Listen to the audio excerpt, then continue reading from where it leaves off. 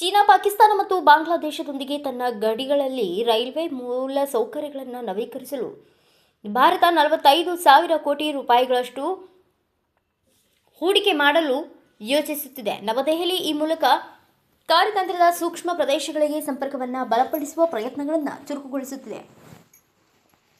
Bloomberg ವರದಿ ಪ್ರಕಾರ ಪ್ರಸ್ತಾವಿತ ಗಡಿ ರಾಜ್ಯ ರೈಲ್ವೆ ಕಾರ್ಯಕ್ರಮ ಮುಂದಿನ 2 ವರ್ಷಗಳಲ್ಲಿ ಆಯೋಜಿಸಲಾದ ದೇಶದ ಒಟ್ಟಾರೆ ರೈಲ್ವೆ ಮೂಲಸೌಕರ್ಯ ವೆಚ್ಚದ ಸುಮಾರು 22% ಪ್ರತಿನಿಧಿಸುತ್ತಿದೆ. ಹಂಚಿಕೆಯ ಪ್ರಮಾಣ ಭಾರತದ ಅಂತಾರಾಷ್ಟ್ರೀಯ ಗಡಿಗಳಿಗೆ ಹೊಂದಿಕೊಂಡಿರುವ ಪ್ರದೇಶಗಳಲ್ಲಿ ಸಾರಿಗೆ ಮೂಲಸೌಕರ್ಯದ ಹೆಚ್ಚುತ್ತಿರುವ ಕಾರ್ಯತಂತ್ರದ ಪ್ರಾಮುಖ್ಯತೆಯನ್ನು ಒತ್ತಿ ಹೇಳುತ್ತಿದೆ. ರೈಲ್ವೆ ಪ್ರಗತಿಯು ಗಡಿನಾಡಿನ ರಾಜ್ಯಗಳಲ್ಲಿ ಸಂಪರ್ಕವನ್ನು ಸುಧಾರಿಸುವ ಜೊತೆಗೆ ದೂರದ ಪ್ರದೇಶಗಳಿಗೆ ಜನರು, ಸರಕುಗಳು ಮತ್ತು ಅಗತ್ಯ ಸರಬರಾಜುಗಳ ಚಲನೆಯನ್ನು ಬಲಪಡಿಸುವ ನಿರೀಕ್ಷೆ ಇದೆ. ಉತ್ತಮ ರೈಲು ಸಂಪರ್ಕಗಳು ಐತಿಹಾಸಿಕವಾಗಿ ರಸ್ತೆ ಜಾಲಗಳ ಮೇಲೆ ಹೆಚ್ಚು ಅವಲಂಬಿತವಾಗಿರುವ ಪ್ರದೇಶಗಳಿಗೆ ಲಾಜಿಸ್ಟಿಕ್ ಪ್ರದೇಶವನ್ನು ಸುಧಾರಿಸಬಹುದು. ಭಾರತ ತನ್ನ ಗಡಿಗಳಲ್ಲಿ, ವಿಶೇಷವಾಗಿ ಚೀನಾವನ್ನು ಎದುರಿಸುತ್ತಿರುವ ಪ್ರದೇಶಗಳಲ್ಲಿ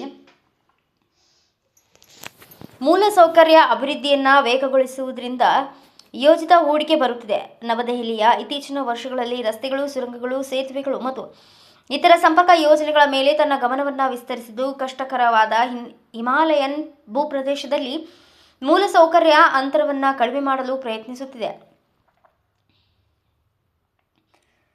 45,000 ಕೋಟಿ ರೂಪಾಯಿಗಳ ಕಾರ್ಯಕ್ರಮ ಚೀನಾ, ಪಾಕಿಸ್ತಾನ ಮತ್ತು ಬಾಂಗ್ಲಾದೇಶಕ್ಕೆ ಹೊಂದಿಕೊಂಡಿರುವ ಗಡಿ ಪ್ರದೇಶಗಳನ್ನು ಒಳಗೊಳ್ಳುತ್ತದೆ. ಇದು ಭಾರತದ ಉತ್ತರ, ಪಶ್ಚಿಮ ಮತ್ತು ಪೂರ್ವ ಗಡಿಗಳಲ್ಲಿ ಮೂಲಸೌಕರ್ಯಕ್ಕೆ ಮಹತ್ವ ನೀಡುತ್ತಿದೆ.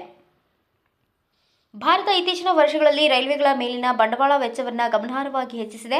ಹೊಸ ಮಾರ್ಗಗಳು, ಹಳೆಯ ರಸ್ತೆಗಳು, ವಿದ್ಯುದೀಕರಣ, ನಿಲ್ದಾಣ ಪುನರಾಭಿವೃದ್ಧಿ ಮತ್ತು ಆಧುನೀಕರಣದ ಕಡೆಗೆ ಹೂಡಿಕೆಗಳನ್ನು ನಿರ್ದೇಶಿಸಿದೆ. ಇತ್ತೀಚಿನ ಗಡಿ ಕೇಂದ್ರದ ಕಾರ್ಯಕ್ರಮವು ಮೂಲಸೌಕರ್ಯ ದೇಶದ ಕಾರ್ಯತಂತ್ರದ ಪ್ರಮುಖ ಭಾಗಗಳಿಗೆ ಆಳವಾಗಿ ಚಲಿಸುವಂತೆ ಮಾಡುತ್ತಿದೆ.